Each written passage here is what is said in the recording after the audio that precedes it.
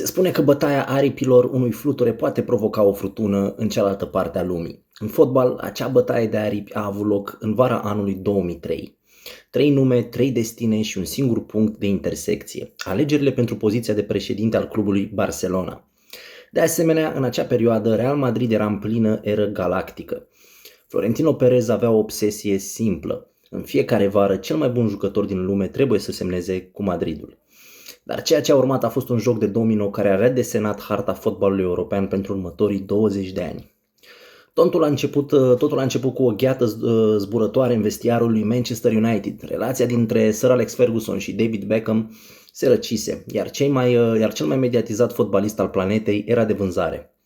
Juan Laporta, un personaj mult mai puțin cunoscut în 2003 față de astăzi și departe de a fi favorit la câștigarea alegerilor, s-a trezit în postura de proaspăt președinte la Barcelona. De ce? Acesta a câștigat alegerile promițând fanilor un singur lucru: aducerea lui Beckham pe Camp Nou.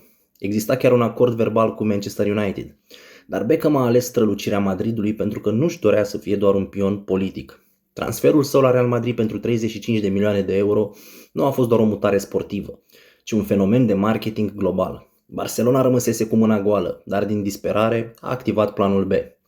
Un plan care avea să devină probabil cea mai bună decizie din istoria clubului. Sandro Rosell, vicepreședintele Barcelonei de atunci, avea conexiuni strânse în Brazilia.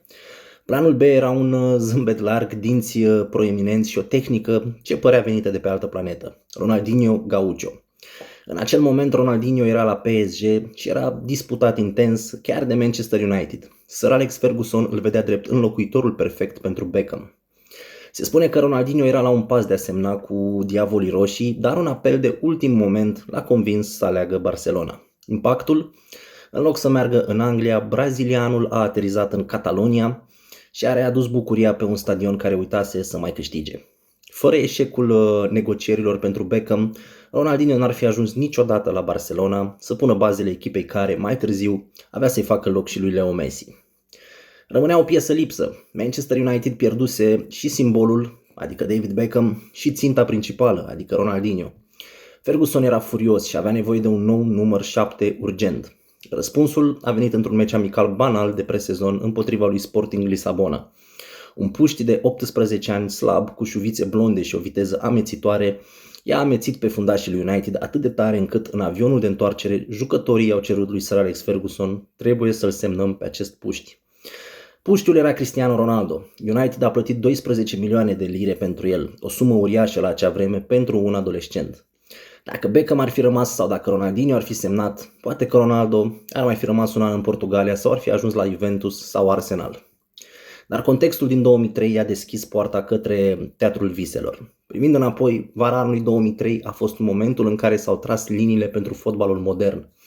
Beckham a transformat Real Madrid într-un brand global imens. Ronaldinho a transformat Barcelona dintr-un club în criză într-o forță dominantă, iar Cristiano Ronaldo a început la United drumul spre a deveni cel mai mare marcator din istoria acestui sport. 3 transferuri legate parcă prin fire invizibile. Dacă unul singur ar fi ales altfel, istoria pe care o știm astăzi ar fi arătat complet diferit.